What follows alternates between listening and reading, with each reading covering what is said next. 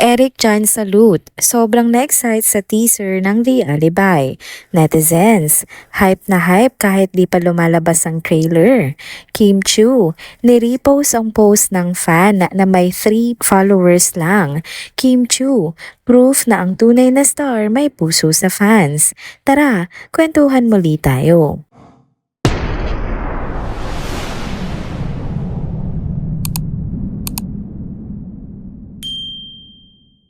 Hello mga ka-trenders! Welcome back muli sa ating channel.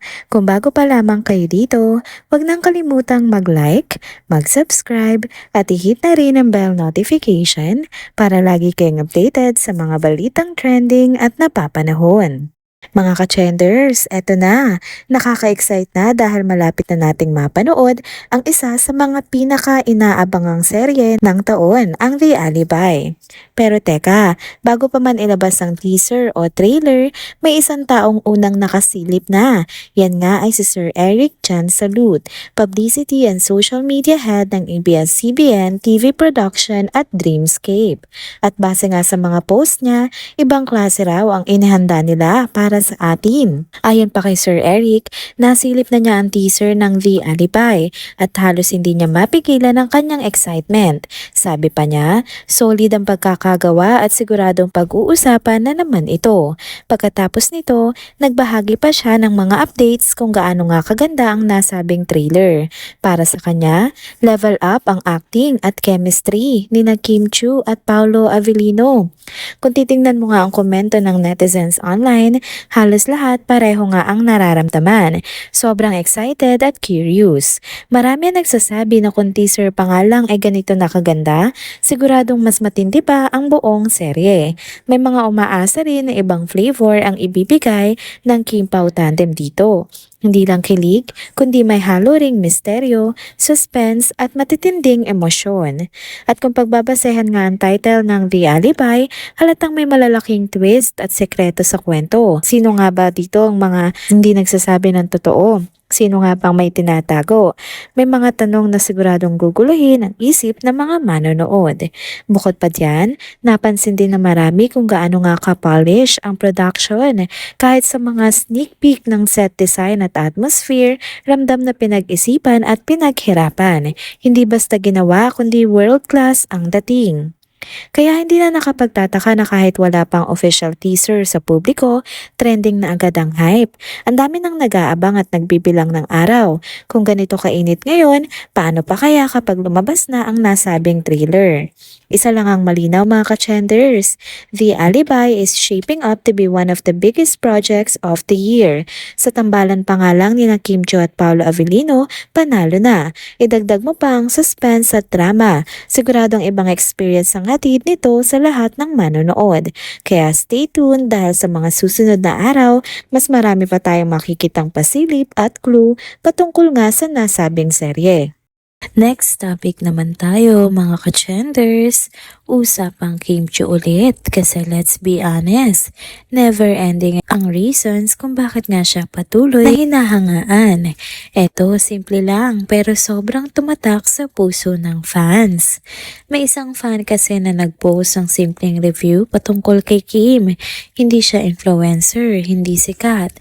3 lang ang followers niya pero guess what?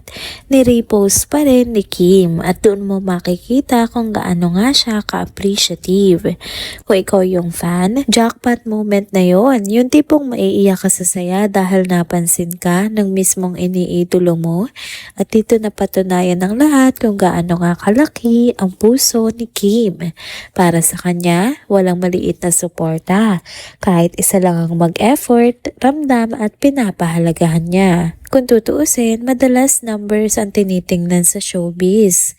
Gaano kalaki ang fanbase, gaano karami ang likes at shares. Pero si Kim, hindi nga doon nakatingin.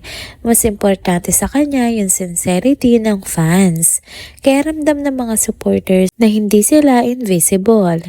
Yun ang dahilan kung bakit matatag at loyal ang fandom niya hanggang ngayon. Kung babalikan ang journey niya, bagay na bagay ang ganitong ugali kay Kim. Simula nga Pinoy Big Brother, naging paborito siya dahil natural at totoo siya. Mula noon, sunod-sunod ang blessings. Teleserye queen, box office star, hit host sa It's Showtime at ASAP, at pati sa mga music nagmarka rin siya. Pero syempre, hindi lahat puro kilig at saya. Ang dami rin yung pinagdaanan, intriga, personal struggles at pressure. Pero anong nangyari? Hindi nga siya bumitaw, 'di ba? Sa halip, mas tumibay siya. Kaya nga halos 2 dekada na siya sa industriya. Pero hanggang ngayon, nandyan pa rin. Patuloy na nagla-level up. At kung highlights ang pag-uusapan, hindi pwedeng hindi banggitin ng linlang Sino nga ba ang makakalimot sa intense portrayal niya bilang Juliana? Umabot pa sa international stage dahil sa Content Asia Awards nomination niya. Ibig sabihin, hindi lang Pilipinas ang humahanga sa kanya, pati ibang bansa. Bukod sa talento, consistent din siya sa kabaitan niya off-cam. Maraming staff at co-workers na nagsasabi na approachable siya, marunong makisama at laging may good vibes. Hindi siya nagbabago kahit gaano kalaki ang narating niya na. Kaya hindi lang fans ang solid sa kanya, pati mga nakatrabaho niya, saludo rin. Kung babasahin nga din ng mga komento ng netizens online, halos pare-pareho ang sinasabi nila. Saludo sila kay Kim Chiu, hindi lang sa talento niya kundi sa humility, kindness at strength na ipinapakita niya sa kabila ng mga challenges. Para sa kanila, si Kim ay hindi lang artista, isa siyang inspirasyon. At ito pa mga ka-chenders, kung sa tingin nyo tapos na ang pasabog niya, teka lang kasi kilala natin si Kim. Hindi siya nauubusan ng ways para i-challenge ang sarili at bigyan tayo ng bagong pakulo. Whether teleserye, pelikula, concerts o surprise collabs, siguradong may bago siyang ihahanda. Kaya mula sa simpleng repost ng fan na may 3 followers hanggang sa international recognition at future projects, malinaw na malinaw, si Kim Chiu ay hindi lang artista. Isa siyang inspirasyon na nagpapatunay na ang tunay na bituin hindi lang nakikita sa spotlight kundi ramdam sa kabutihan ng puso at respeto niya sa lahat ng tao sa paligid niya. And there you go mga ka-chenders. Dito na po muna nagtatapos ang ating isa na namang trending video update. Salamat sa inyong pagsubaybay at pagsama sa akin hanggang sa dulo ng video na ito. Pero bago kayo umalis, huwag niyo pong kalimutang mag-like, mag-comment, mag-subscribe at i-hit na rin ang bell notification para lagi kayong updated sa mga balitang trending at napapanahon. Kita-kits po sa susunod na video. Paalam!